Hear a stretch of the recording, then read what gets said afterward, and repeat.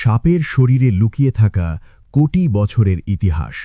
আচ্ছা, কখনো কি ভেবে দেখেছেন, আজ যে সাপকে আমরা নিঃশব্দে এঁকে বেঁকে চলতে দেখি, একসময় তাদেরও পা ছিল? শুনতে অবিশ্বাস্য মনে হলেও সাপের শরীরে আজও লুকিয়ে আছে কোটি বছরের পুরনো এক ইতিহাস।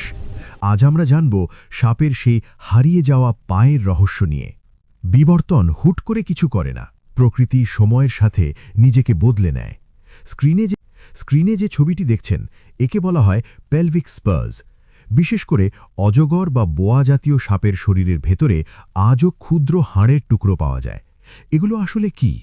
এগুলো হলো তাদের পূর্বপুরুষদের পায়ের অবশিষ্ট অংশ।